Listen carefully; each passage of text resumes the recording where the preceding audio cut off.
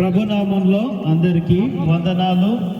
యోహాను అంకుల్ యొక్క భూస్థాపన కార్యక్రమంలో ప్రారంభించుకుందాం. మరి దయచేసి కార్యక్రమము జరిగేంతసేపు కొంచెం నిశ్శబ్దంగా ఉండండి, సహకరించండి. కాసేపు మరి సమన్వయం పాటించండి. మౌనంగా ఉన్నట్లయితే మరి ప్రార్థనతో ఈ కార్యక్రమాన్ని ప్రారంభించుకుంటాం. నిడమనూరు దైవజనులు, బేతెల్ ప్రార్థనా మందిరం సేవకులు మరి సాధుక్ అంకుల్ ప్రార్థన చేసి ఈ యొక్క కార్యక్రమాన్ని ప్రారంభిస్తారు. ప్రార్థన చేసుకుందాం. పరిశుద్ధుడవై ఉన్న మా ప్రేమగల తండ్రి, సర్వాధికారి, సర్వశక్తిమంతుడా, మీ మహాకృపను బట్టి భూమి మీద నాయన మానవుల్ని కలగజేసిన దేవుడు, ఆదాము అవ్వల్ని కలగజేసి వారి నుండి సర్వ మానవాళి జనాంగాల్ని లోకం మీద పుట్టించిన దేవుడు. ఇదిగో నాయన దేవా, నరులను నాయన మరి మంటికి మార్చుచున్నావు. మరలా తిరిగి రండి అని సెలవిచ్చు దేవుడవుగా ఉన్నావు. నీ ఏర్పాటు చొప్పున నీ కుమారుడు అయ్యా యోహాను గారిని భూమి మీదకి తీసుకొచ్చి తన కుటుంబంగా నాయన భార్యను, ఇద్దరు కుమారులు కుమార్తెను కుటుంబంగా ఇచ్చావు. జీవము గల దేవుడవైన మీ నామమందు విశ్వాసం ఉంచి నీ యొక్క సన్నిధిలో నీ సహవాసంలో నడిచే భాగ్యం ఇచ్చావు. ఇది నేటి దినానికి ప్రభువా తన యాత్ర ముగించి మీ యొక్క విశ్రాంతిలోకి ప్రవేశించున్న ఈ బిడ్డను బట్టి మీకు వందనాలు. తాను వదిలి వెళ్ళిన ఆయన తన ఇద్దరు కుమారులకు కుమార్తెకు విశేషంగా సహోదరికి నీ సన్నిధి, నీ కాపుదల, మీ ఆదరణ దయచేయండి. ఈ సమయంలో ప్రభువా ఈ యొక్క భూస్థాపన నిమిత్తమై నాయన దేవా మరి ఈ కార్యక్రమం జరుగుతుండగా ఈ సమయాన్ని అనేకులకు విశేషంగా కుటుంబానికి ప్రభువా ఆదరణగా ఓదార్పుగా చేయమని నీకే ఈ కార్యక్రమ విషయం అంతటినీ అప్పగించుకుంటూ నీకే మహిమ ఘనత ప్రభావాలు ఆరోపించుకుంటూ యేసు క్రీస్తు వారి పరిశుద్ధ నామం పేరట ప్రార్థించి వేడుకొనుచున్నాం తండ్రి, ఆమేన్. అనుమూల దైవజనులు మరి జోసఫ్ అన్న చివరిగా పాట పాడి ఇస్తున్న తర్వాత వాక్యం ఉంటుంది. ప్రార్థనాశీలంతో భూస్థాపన కార్యక్రమాన్ని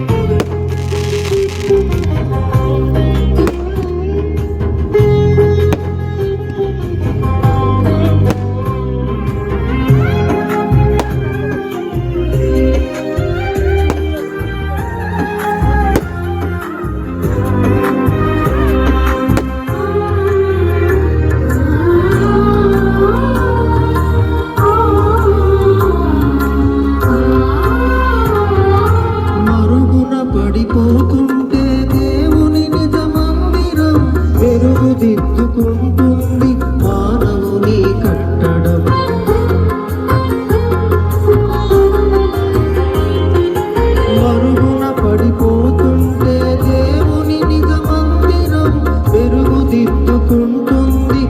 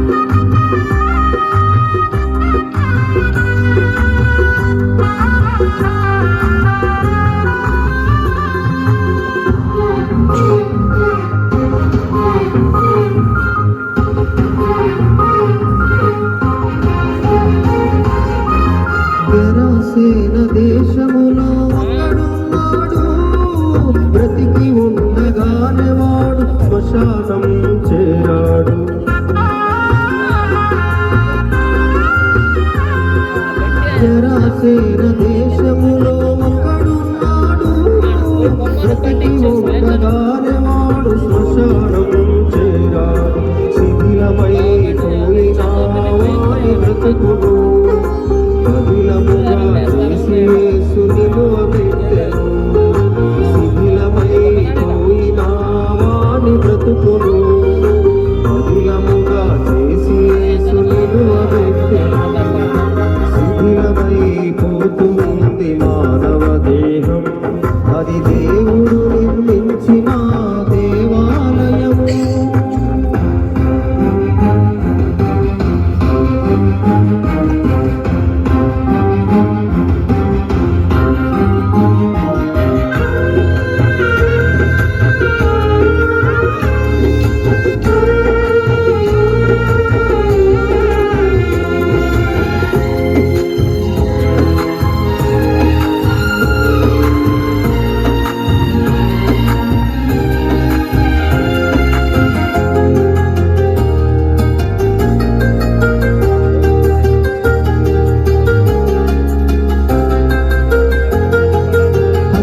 హస్తకృతాలయములో దేవుడే ఉండడు, ఆ దేవుడు చెప్పిన ఈ మనుషుడు వినడు.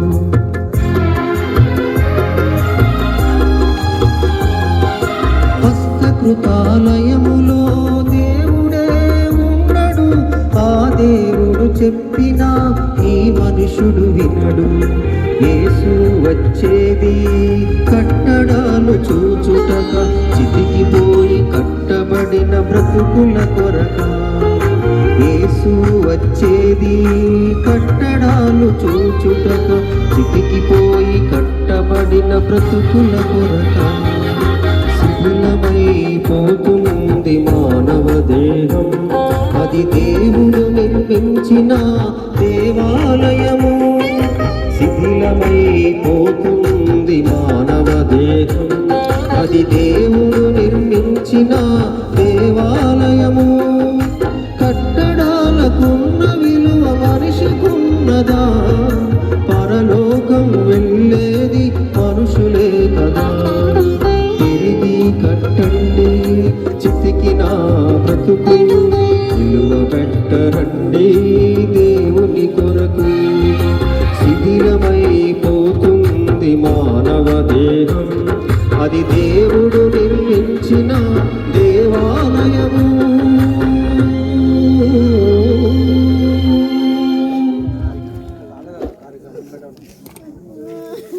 వాక్యం నిమిత్తమై అన్నారు క్యాంప్ దైవజనులు ఆమ సంకులు ప్రార్థన చేస్తారు.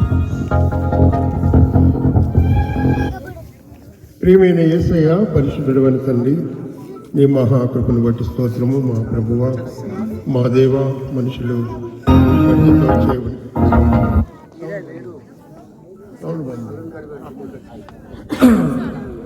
మనుషులను ప్రభా మట్టితో నిర్మించిన దేవుడవు అని నాసికిరంధ్రములో జీవాత్మను నరుడు జీవించి మరి నీ యొక్క మాటకు విధేయత చూపవలసి ఉండగా, అవిధేయత వలన ఆదాము అతిక్రమం చేసి పాపము చేసిన మరణం అందరికీ సంప్రాప్తమై ఆ మరణము ప్రభా మనుషులను ఏలుచుండగా ఆ పిల్లలు రక్తమాంసం గలవారైన ఆ ప్రకారమే మరణము యొక్క బలము గలవారిని ఓడించి మరణ దాస్యంలో ఉన్నటువంటి పాప భయం జీవిత కాలమంతా మరణ భయము చేత దాస్యములకు లోబడిన వారిని విడిపించుటకు నీవు రక్తమాంసంలో పాలుపడవు. మానవ శరీరము దాల్చి పాపం లేకుండా కన్య గర్భంలో జన్మించి పాపులమైన మా కొరకు ప్రభా ఈ భూమి మీద 33 సంవత్సరాలు గడిచి అయ్యా మరి నా తండ్రి ఎన్నో అద్భుతాలు చేసినావు. అయ్యా మరి మనుషులకు నీవు కనుపరుచుకున్నావు. దేవుని కుమారుడిగా మానవుల రక్షించుటకు వచ్చిన దేవుని కుమారుడు లోక పాపాన్ని మోసుకుని పోయే దేవుని పిల్లగా వచ్చి మౌనము వహించి మా శిక్షను, మా సమాధానాత్మకమైన శిక్ష నీ మీద మోపబడి అయ్యా మా యొక్క ధర్మశాస్త్ర సంబంధమైన నీతి విధి నెరవేర్చబడినట్లు నీ ప్రియ కుమారుని మీద నీ లోక దోషం మా దోషమంతా పెట్టి మమ్మల్ని నిర్దోషులుగా నిష్కల్మషులుగా యేసు రక్తము చేత కడగబడి నిర్దోషమైన నిష్కలంకమైన గొర్రెపిల్ల రక్తంతో కడగబడాలని ఉద్దేశించి జగత్ పునాది వేయబడక ముందు నీ ప్రియ కుమారుని మా కొరకు బలి ఇవ్వటానికి ఇష్టపడ్డావు నాయన. పాపం మనుషుల విషయంలో నీకు ఇంత ప్రేమ. అవును ప్రభా, నన్ను ప్రేమించి నన్ను కూడా చీకటి నుండి, ఆ యొక్క నాశనకరమైన గోతి నుండి, పాపపు యొక్క జీవితం నుండి మోచించిన నీ రక్తంతో నన్ను కడిగి పరిశుద్ధపరిచావు. స్తోత్రం. అంతేకాదు నా కుటుంబంలో మరి నా తండ్రి, నా సోదరులను మీరు రక్షించుకున్నందుకు స్తోత్రం. అలాగే యోహాను ప్రభా, మరి నా తండ్రి తన జీవితంలో కూడా మీ యొక్క ప్రభా రక్షణను పొంది మీ సన్నిధికి వెళుతూ మీ మాటలు విని తన జీవితంలో అయ్యా మరి సరిచేసుకోవడానికి అవకాశం ఇచ్చి తన జీవితాన్ని ప్రభా చక్కపరుచుకొని అయ్యా సిద్ధమైన తర్వాత నువ్వు తీసుకున్నావు. అందుని బట్టి స్తోత్రము నాయన. ప్రతి మనుషుడు ఈ లోకంలో మరణించాలి, పాపంలో చనిపోతే నిత్యం అగ్నిగంధకములతో మండుగుండు. పాప క్షమాపణ పొందినట్లయితే యేసు రక్తంలో కడగబడిన వారికి, నీతిమంతులకు నిత్య జీవం. అయ్యా నిత్య జీవాన్ని మీరు తమ్మునికి అనుగ్రహించావు. స్తోత్రం. ఆ విశ్రాంతిని, నిత్య విశ్రాంతిలోని తీసుకున్నావు. పోరాడి మరణముతో ఆయన ప్రభా, మరి నా తండ్రి మొన్నటి దినము మరణముతో పోరాడుతుండగా నా తండ్రి ప్రార్థించి, ప్రభువా నా తమ్మునికి ఆ మరణ పోరాటము మరి విడుదల చేస్తావా నాయన అని అడిగినప్పుడు తనకు సంపూర్ణమైన విజయాన్ని ఇచ్చావు. క్రీస్తు యేసునందు నిత్య జీవానికి తీసుకున్నాం. దీన్ని బట్టి స్తోత్రం. ఇంతవరకు ప్రభా మరి పాటల ద్వారా మహిమ పొందినాడు, వాక్యం ద్వారా మాట్లాడవలసిన సమయం మాకు దీవెనకరంగా చేయలేదు. నా తలంపుల ఆలోచనలు మీ వైపు నుంచి అయ్యా ఇటు అటు ఆలోచించకుండా శ్రేష్టమైన మాటలను విని మేలు పొందేటట్టు చేయమని, ఎవరు ఇక్కడ చేరిన వారిని ఎవరు నశించిపోకుండా నిత్య జీవానికి వారసులుగా చేయమని యేసయ్య పరిశుద్ధ నామం మరి వందనాలు చెల్లిస్తూ తమని కుటుంబాన్ని కూడా మీరు విశేషముగా మమ్మల్ని ఆదరించి యేసు నామములో ప్రార్థిస్తున్నాం తండ్రి. ఆమేన్. ఈ సమయంలో ఆలయ దైవజనులు సూర్యనారాయణ బ్రదరు వాక్యం అందిస్తారు. అందరు కాసేపు మౌనం వహించవలసిందిగా కోరుచు.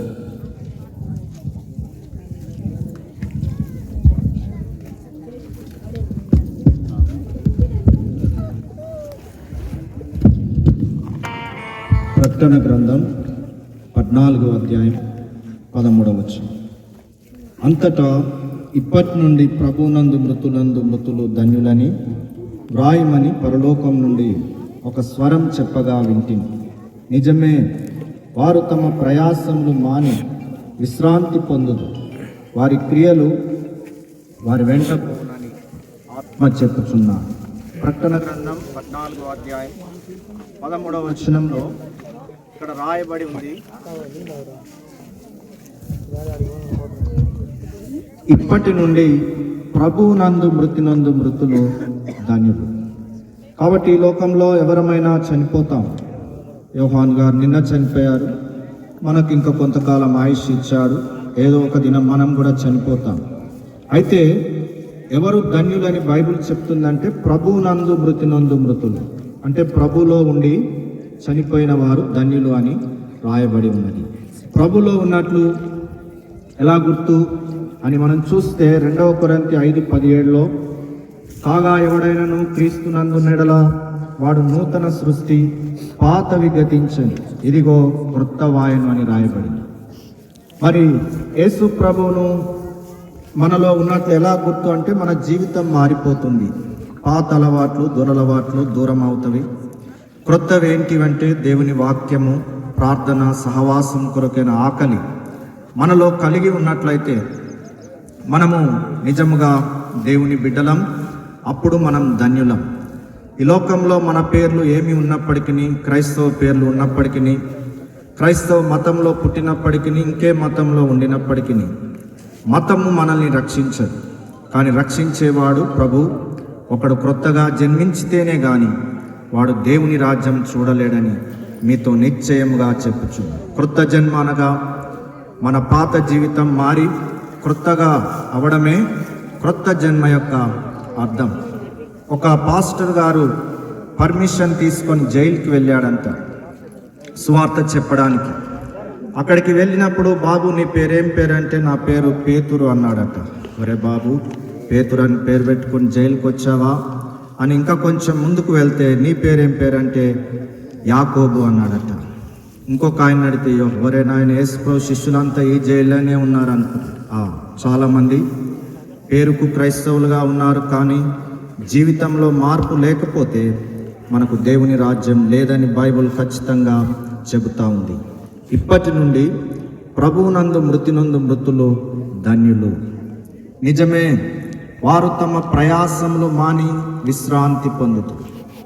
ఎవరైతే ప్రభులో ఉండి చనిపోతారో వారు ఎక్కడికి వెళ్ళిపోతున్నారు అని రాయబడి ఉందంటే వారు విశ్రాంతిలోకి వెళ్ళిపోతున్నారు. పరదైసు ఉంది, పైన 3వ ఆకాశంలో ఉంది. 2వ కొరింథీ 12వ అధ్యాయం 2-3 వచనాలు ఎవరైనా చదివి వినిపించండి. క్రీస్తునందున్న ఒక మనుష్యుని నేను ఎరుగుదును, అతడు 14 సంవత్సరముల కిందట 3వ ఆకాశమునకు కొనిపోబడెను. అతడు శరీరంతో కొనిపోబడెను, నేను ఎరుగను. శరీరం లేక కొనిపోబడెను, నేను ఎరుగను. అది దేవునికే తెలియదు. అట్టి మనుష్యుని నేను ఎరుగుదు, అతడు పరదైసులోనికి కొనిపోబడి. చాలండి. పౌలే తన అనుభవ సాక్ష్యాన్ని చెప్తున్నాడు. పరదైసు పైన ఉంది, అది 3వ ఆకాశం. మనకు కనపడేవి మేఘాలు, 2వ ఆకాశం సూర్యచంద్ర నక్షత్రాలు, ఆ తర్వాత 3వ ఆకాశం దేవుడు భక్తులు ఉండే స్థలం. ఇప్పుడు యోహాన్ గారు ఎక్కడికి వెళ్ళారని మనం ఆలోచిస్తే ఆయన పరదైస్కు వెళ్ళిపోయారు. అక్కడ ఏం చేస్తున్నారు? వారికి విశ్రాంతి ఉంది. అక్కడ బాధలు లేవు, ఆకలి లేదు.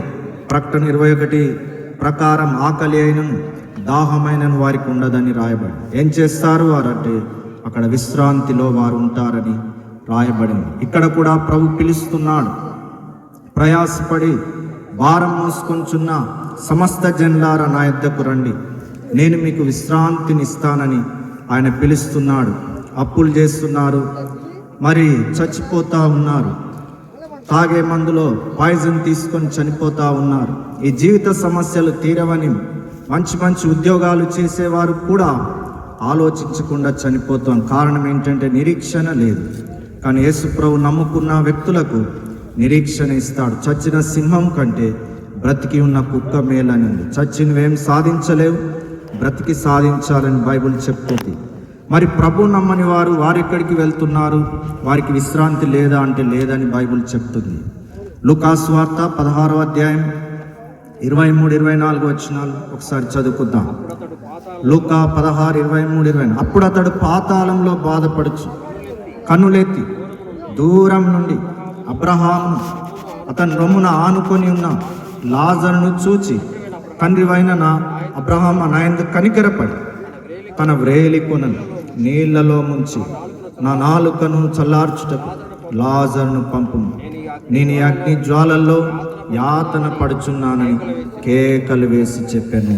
కాబట్టి ధనవంతుడు తిన్నాడు, త్రాగినాడు, కానీ చనిపోవడం మాత్రం తథ్యం. ధనవంతునికైనా తథ్యం, దరిద్రునికైనా తథ్యం.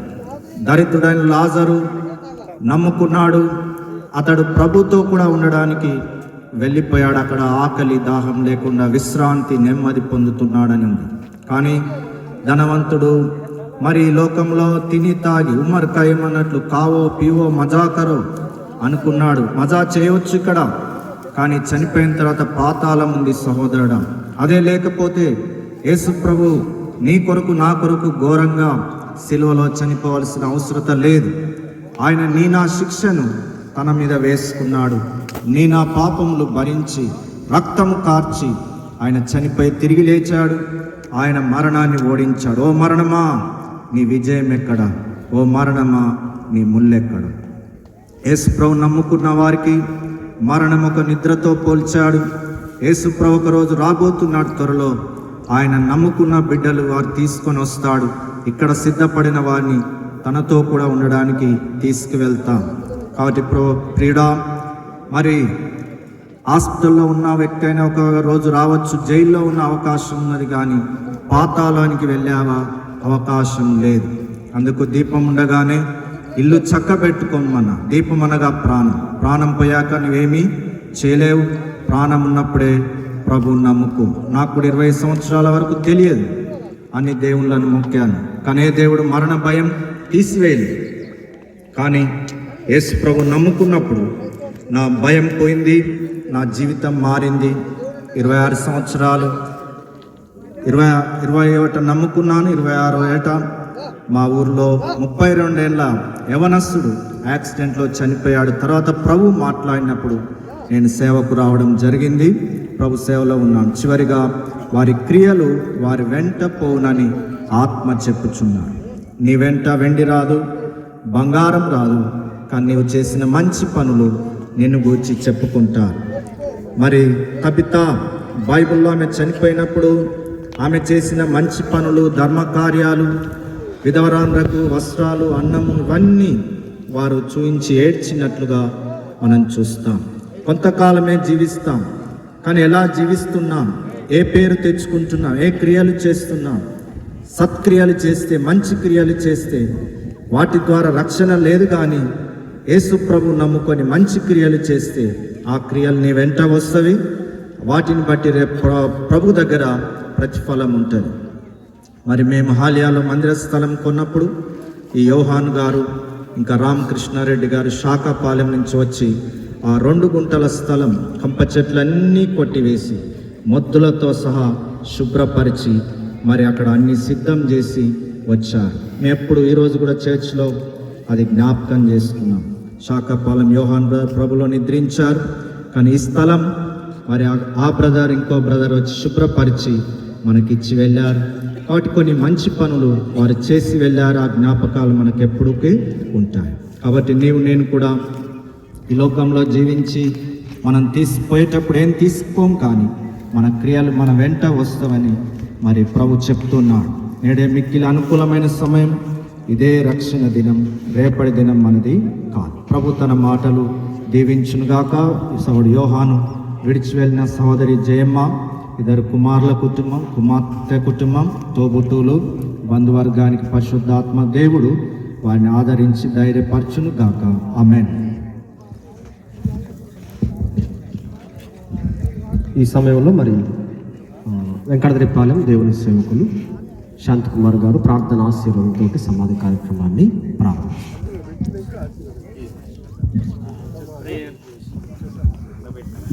ప్రార్థన చేసుకుందాం. ప్రేమగల దేవా, మహిమగల తండ్రి, ఎస్ ప్రభు, సర్వోన్నతమైన నామములో వందనాలు స్తోత్రాలు చెల్లిస్తుంటున్నాం. సోడు యోహాను ప్రభా మరి 40 సంవత్సరాల నుండి ప్రభా మరి తన కుటుంబంతో యెహోషువలాగా నేను నా ఇంటి వారిని యెహోవాను సేవించడమన్న దృక్పథంతో మీ సన్నిధికి వచ్చారు, మందిరానికి వచ్చారు. మంచి సాక్ష్యాలు తాను కలిగి ఉన్నారు, మంచి పనులు తాను చేసి ఉన్నారు. ప్రభా, ఇప్పుడు మీ చిత్తమైనది, మీ సమయమైనది, మహిమలో ఆయనను మీరు చేర్చుకున్నారు. 3వ ఆకాశం పరదేశంలో పదిలంగా తాను ఉన్నాడు. ఒకరోజు ఆయనను మేము చూస్తామని ఆ శుభప్రదమైన నిరీక్షణ మాకిచ్చాం. మేము కూడా లోకాన్ని వదిలితే ఆ స్థలం చేరుకుంటాం. ఆ ధన్యత ప్రభునందు మృతులు ధన్యులను మీరు ఇచ్చిన వాగ్దానాన్ని బట్టి ప్రభా మేము సంతోషిస్తూ ఉంటున్నాం. మా కొరకై నువ్వు తిరిగి రానయ్యున్నది నీతో ప్రభా మరి మమ్మల్ని చేర్చుకోనని ఉందనని బట్టి వందనాలు.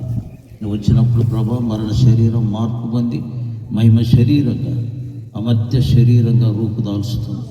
ఇక దానికి చావు లేదు, ఆ విధంగా రోగాలు లేవు, ఇక ప్రభా ఏ బాధలు లేవు. నీవు చనిపోయి తిరిగి లేచినప్పుడు ఎలాగున్నావో నవయువకునిగా మరి ఆ యొక్క నవయవనములు అక్షరాలు యవనములోనికి మమ్మను నీవు నడిపిస్తావని గొప్ప వాగ్దానం ఇచ్చినందుని బట్టి వందనాలు. సమయంలో దుఃఖములు ఉన్నటువంటి సోదరి జయమ్మను ప్రభా మరి కుమారుడు ప్రభా సోదరు తిమోతి కుటుంబాన్ని, సోదరు ఫిలోమోన్ కుటుంబాన్ని, సోదరు విజయ, ఏలియా వాళ్ళ కుటుంబాన్ని అందరినీ, తోబుట్టువులు, ఆ రీతి బంధువులు అందరి హృదయాల్లో దుఃఖం ఉంటుండగా ప్రభా పరిశుద్ధాత్మ ద్వారా మీరే ఆదరణ మీరు అనుగ్రహించు. మీరే తండ్రిగా ఉండి, నాయకుడిగా ఉండి ప్రభా నడిపించమని మీ ప్రేమగల హస్తాలకు అప్పు చెప్పుకుంటూ మీ ఆశీర్వాదాలు కోరుకుంటూ యేసు ప్రభు నామములో వందనాలు చెల్లించి ప్రార్థిస్తున్నాం తండ్రి. ఆమేన్. बोलिए खुदावन यीशु मसीह की जय। जल्दी आने वाले बादशाह खुदावन यीशु मसीह की जय। మరి సమయంలో ఆశీర్వాదం తర్వాత తీర్చండి. ప్రభువైన యేసుక్రీస్తు వారి కృపయు, తండ్రి అయిన దేవుని యొక్క ప్రేమయు, పరిశుద్ధాత్మని యొక్క అన్యోన్య సహవాసం మనకు ఇప్పుడును సదాకాలమును తోడై ఉండును గాక. ఆమేన్.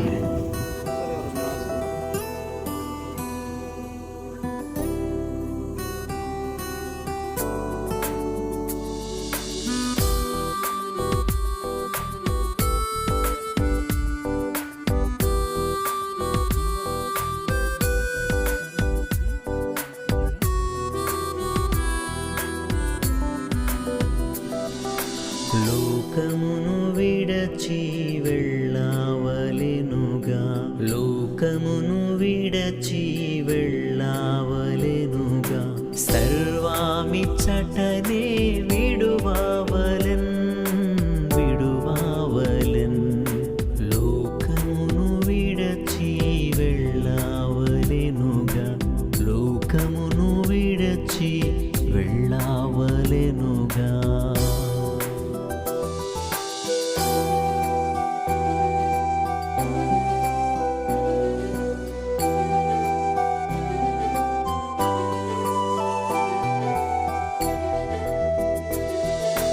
యాత్రికులము ఈ దుష్టాలోకములో, పాడు లోకములో మనకేది లేదు. యాత్రికులము ఈ దుష్టాలోకములో, పాడు లోకములో మనకేది లేదు.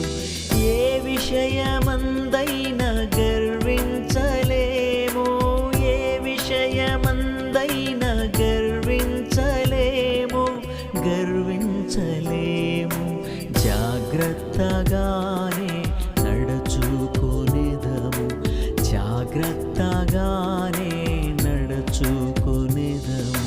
లోకమును విడచి వెళ్ళావలెనుగా, లోకమును విడచి వెళ్ళావలెనుగా, సర్వామిచ్చటనే విడువావలెన్ విడువావలెన్. లోకమును విడచి వెళ్ళావలెనుగా, లోకమును విడచి వెళ్ళావలెనుగా.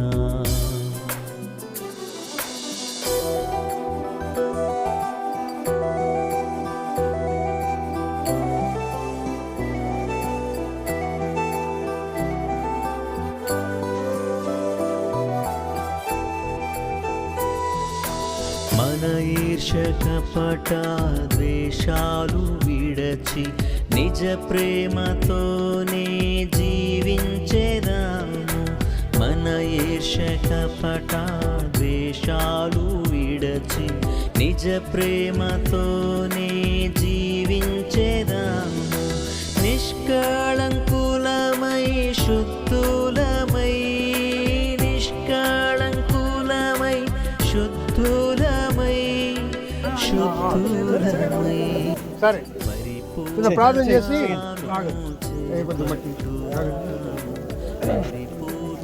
పక్కకి యేసయ్య పరిశుద్ధమైన తండ్రి, ఈ మహాకృపను బట్టి స్తోత్రం. మట్టితో మానవుని చేశావు, మరి నీవు మట్టి కనుక మట్టిని పోదువని మీరు గౌరవించిన ఈ ఆజ్ఞ ప్రకారం మరి ఆత్మను నీవు తీసుకున్నావు ప్రభా. మరి నా తండ్రి, మట్టి ఈ దేహమును మట్టికి అప్పగిస్తున్నాం. ఇది మట్టిలో మట్టిమైనదిగా పెట్టి అమర్చమైనదిగా లేకపోతున్నాం. ఆ నిరీక్షణను బట్టి నేను చూపిస్తున్నాం తండ్రి. యేసు ప్రభా, మరి నీ ఆజ్ఞ మేరకు ఈ దేహమును మట్టికి మట్టిగా, దుమ్ముకు దుమ్ముగా యేసు నామములో అప్పగిస్తున్నాం తండ్రి. ఆమేన్.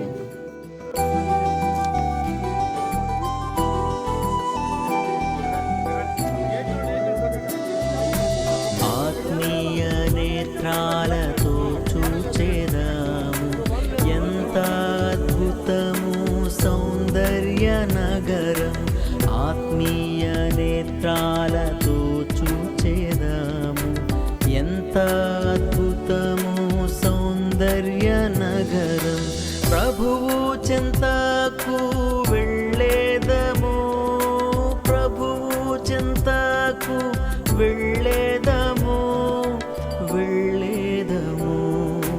విజయోత్సవముతో ప్రవేశించెదము, విజయోత్సవముతో ప్రవేశించెదము. లోకమును విడచి వెళ్ళావలెనుగా, లోకమును విడచి వెళ్ళావలెనుగా, సర్వామిచ్చటనే విడువావలెన్ విడువావలెన్. లోకమును విడచి వెళ్ళావలెనుగా, లోకమును విడచి వెళ్ళావలెనుగా.